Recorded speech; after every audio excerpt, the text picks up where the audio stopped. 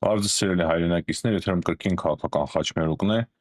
Այսօր արդեն մարտի 23-ն է։ Հիմնական թեման կրկին Իրանն է, բայց անպայման ուզում եմ անդրադառնալ Հայաստանում նախընտրական գործընթացին։ Երեք մենք բոլորս ականատես եղանք, թե ինչպես վեճ տեղի ունեցավ մետրոյում Նիկոլ Փաշինյանի եւ մեկ կնոջ միջև, որը որ Արցախից էր, շատ տհաճ երևույթ էր եւ շատ տհաճ զգացմունքներ առաջացրեց դա իմ մոտ։ Ասեմ, որ սա այն է, ինչի մասին ես խոսում էի, դրա համար անձամբ ինձ շատ տհաճ է խոսել Հայաստանում ընտրություններից, նախընտրական միջավայրից, բայց այնուամենայնիվ մենք պարտավոր ենք մեկ-մեկ անդրադառնալ, որպեսզի կարողանա մեր հանրությունը ավելի ճիշտ հասկանալ, թե ինչ է կատարվում։ Իմ պատկերացմամբ Հայաստանի հասարակությունը շատ հստակ ձևով երկու մասի է բաժանված։ Եվ մի մասը պատրաստ է ընտրել ցանկացած մեկին, միայն թե չլինի դա Նիկոլ Փաշինյանը։ Այստեղ գաղտնիքը այստեղ է թաքնված, սիրելի հայրենակիցներ, քանի որ իմ համոզմամբ Ռուսաստանի Դաշնությունը ամեն ինչ արեց, որպեսզի Արցախի պատերազմից հետո մեր հասարակությունը, մեր հայրենակիցները բաժանվեն երկու մասի եւ խորը ատելություն եւ մեծ անդունդ առաջանա մեր ազգի միջև։ Ես ասեմ ձեզ ավելին, որ սա ոչ պակաս մեծ ցավ է եւ մեծ խնդիր է Արցախի կորուստը։ Այսինքն կարելի է փաստել, որ գրեթե իրարը հավասար մեծ ցավ է անձամբ ինձ համար։ Ես մոտավորապես հասկանում եմ, թե ինչ զգացմունքներ ունեն այդ մարդիկ, բայց ի տարբերություն նրանց ես կարող եմ տրամաբանել, ես կարող եմ հասկանալ, թե ինչի այս ամենը տեղի ունեցավ։ Բայց կան շատ-շատերը, ովքեր որ հրաժարվում են տրամաբանել եւ հասկանալ։ Իրենք իրենց մտքերում ասում են Արցախը մերն էր մինչև 2018 թվականի հեղափոխությունը, մինչև 2020 թվականի պատերազմը։ Նիկոլը եկավ եւ Արցախը հանձնեց։ Այս ամենի մասին, սիրելի հայրենակիցներ, դուք շատ եք լսել։ Մինչև Իրանի հարցին անդրադառնալը, կարևոր հարց կա Իրանից էլ խոսելու, ես անպայման ուզեցի այս հարցին անդրադառնալ։ Եվ մի մասի համար, չասեմ շատերի համար, մի մասի համար, ովքեր որ կորուստ են ունեցել Արցախում, իրենց համար հստակ մեղավորներ են պետք ներսում եւ ամենահեշտ արդարացումը, որպեսզի շատ չտանջվեն, շատ չխորանան, ամենահեշտ պատճառը դա Նիկոլ Փաշինյանն է։ Հիմա այնինչ արեց երեք Նիկոլ Փաշինյանը, որ ափերից դուրս եկավ, ենթարկվեց սադրանքի եւ սկսեց վիրավորել, դա իրոք անընդունելի է։ Բայց Նիկոլ Փաշինյանի համար այդ զգացումը իր մեջ էլ կա, այսինքն ինքն էլ չի կարողացել մինչև վերջ հաղթահարել իր էմոցիաները, երբ որ հարցը վերաբերվում է կոնկրետ Արցախին։ Ինքը միանշանակ բոլորից շատ ավելի լավ է հասկանում, թե ինչ է տեղի ունեցել, ինքը գիտե շատ ավելի լավ, թե ինչ է տեղի ունեցել, բայց հասկանում է նաև այն, որ դա բոլորին բացատրել գրեթե անհնար է։ Փորձում է բացատրել, բայց բոլորին բացատրել գրեթե անհնար է, եւ դրա համար ընկնում է այսպիսի անընդունելի էմոցիաների մեջ։ Ես ձեզ ավելին ասեմ, իմ համոզմամբ, իմ պատկերացմամբ Նիկոլ Փաշինյանը շատ լուրջ եւ խորը տրավմա տարած, հոգեբանական տրավմա տարած մարդ է։ Էլի լավ է, որ ինքը այսչափ կարողանում է ղեկավարել ինքն իրեն, երբ որ խոսում են Արցախից։ Այնինչ տեղի ունեցավ Արցախի հետ, ես կարծում եմ, որ Նիկոլ Փաշինյանը այն մարդկանցից մեկն է, ով որ բավականին լուրջ տրավմա է կրել այդ ամենից։ Բայց կրկին ու կրկին պետք է մենք բոլորս միասին կոչ անենք իրեն, որպեսզի ինքը կարողանա ինքն իրեն ղեկավարել եւ ինքն իրեն զսպել։ Ճիշտ է, ինքը ներողություն խնդրեց այդ կնոջից, բայց մենք պետք է հասկանանք, որ մեր ժողովուրդը նույնպես շատ մեծ տրավմա է տարել, դրա համար մարդիկ կարող է տարբեր խոսքերով, վիրավորանքներով հարձակվեն Հայաստանի իշխանությունների ներկայացուցիչների վրա։ Այսինքն այս հարցում եւս ցավոք սրտի մեր հակառակորդները, մեր թշնամիները հասել են իրենց նպատակին, շատ խորը պառակտում եւ ճգնաժամ են ստեղծել մեր հասարակության մեջ։ Եվ դա է պատճառներից մեկը, նաև որ ես շատ չեմ ցանկանում անդրադառնալ այս նախընտրական գործընթացներին, քանի որ այստեղ անընդհատ այդ մեղադրանքները շատ են։ Թուրք, եսիմինչ,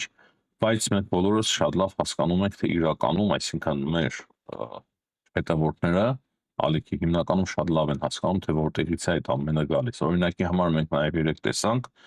թե ինչպես մեկը համաձայն չէր Հայաստանի Հանրապետության քարտեզի հետ եւ ասում էր, որ նույնիսկ Կիլիկյան պետք է ազատագրենք։ Ես նաև այդ մարդու զգացմունքները կարող եմ հասկանալ, բայց այդ մարդու տրամաբանությունը չեմ կարող հասկանալ եւ ընդունել։ Ինչով, ինչպես, որ Հայաստանով, որ ժողովրդով, որ տնտեսությունով, որ բանակով, որ տարածքներից է սկսելու հետ բերել այդ ամենը, ինչ կորցրել ենք մենք։ Միթե դու չես հասկանում, որ դրանով իսկ կկործանվի մեր երկիրը, այս փոքրիկ Հայաստանը իր ժողովրդի հետ միասին, քո երեխաների, քո թոռների հետ միասին։ Ահա սա շատ դժվար է բացատրել այդ մարդկանց։ Շատ դժվար է բացատրել այդ մարդկանց, որ նախ պետք է ստեղծել անկախ ինքնիշխան շատ հզոր երկիր, ինչու եմ օրինակ վերում միշտ Իսրայելը։ Իսրայելն շատ փոքրիկ է, բայց մեծ, շատ հսկա, կարելի ասել ռեգիոնալ գերտերությունների է ծնկի իջեցնում։ Այդ դրան հասնելու համար մեզ կպահանջվի առնվազն 30-ից 40 տարի, առնվազն, բայց 30-40 տարի շատ ճիշտ խելացի ազգային քաղաքականության։ Բայց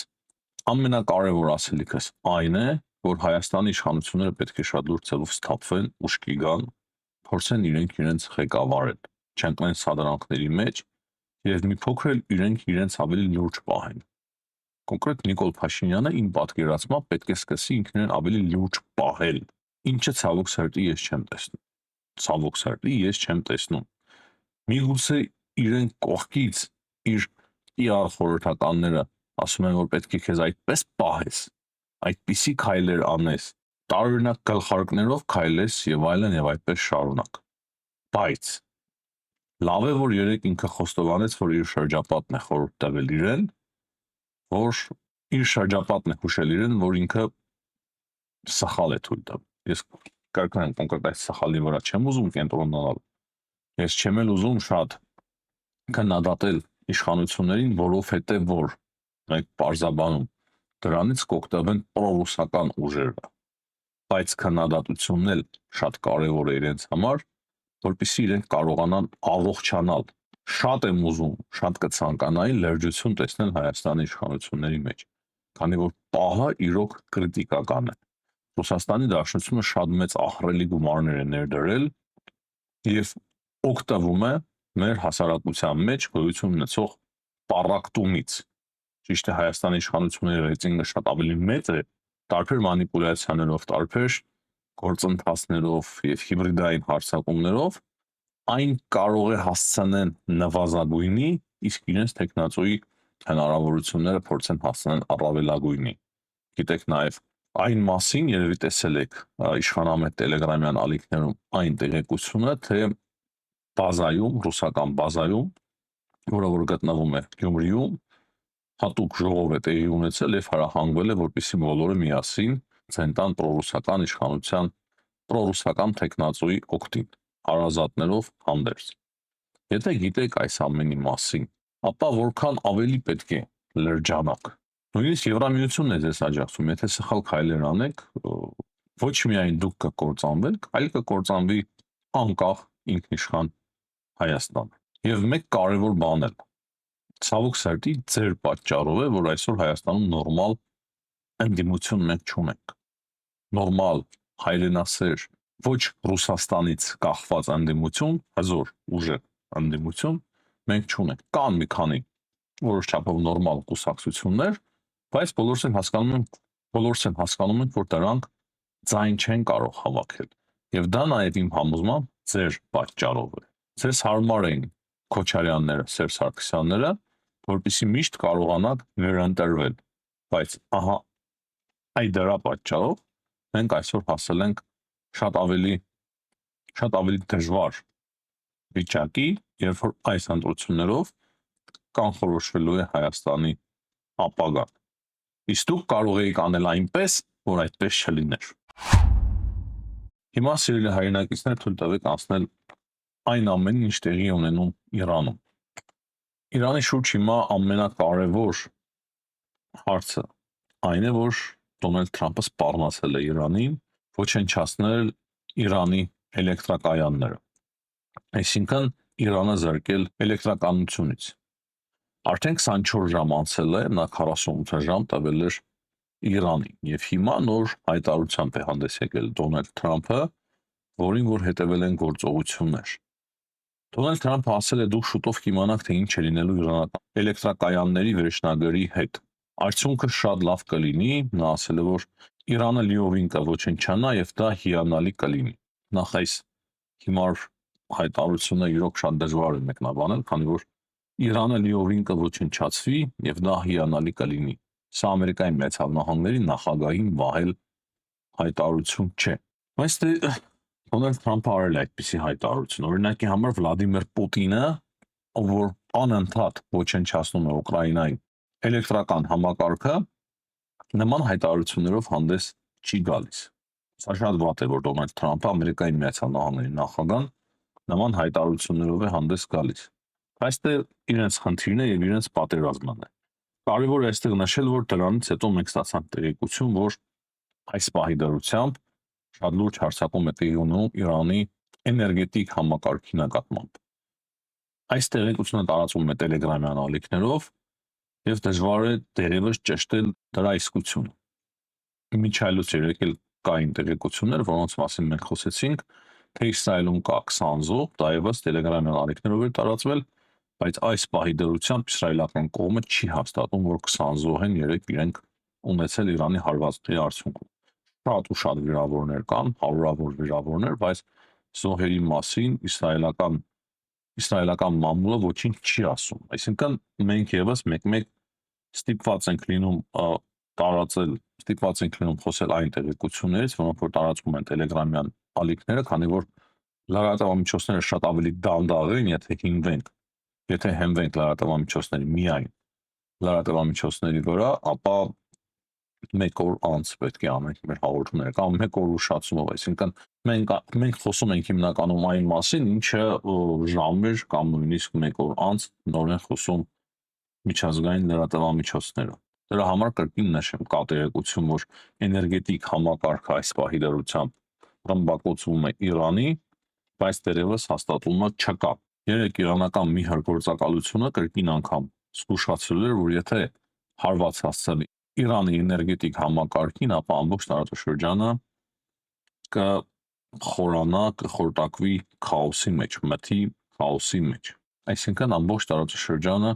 իրենք գցելու են խավարի մեջ։ Եվ այստեղ Իրանին չես էլ կարող մեղադրել, անկեղծ ասած, թե ինչ է անում Իրանը։ Դուք շատ լավ գիտեք, ես պրոիրանական տրամադրություններ չունեմ, միշտ էլ խոսում եմ այն մասին, որ այս հայ-ատլանտյան ռեժիմը պետք է ավարտվի, մեզ համար շատ լավ կլինի, բայց մենք տեսնում ենք, թե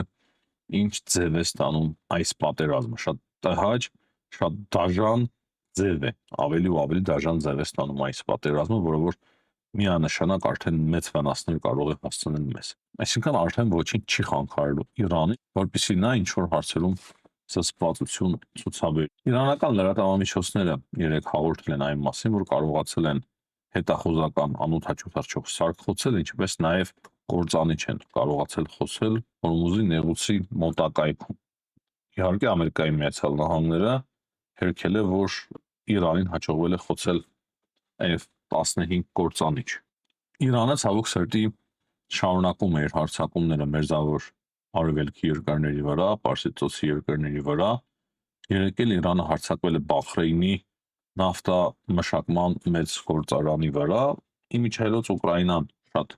ակտիվացել է եւ փորձում են օգնել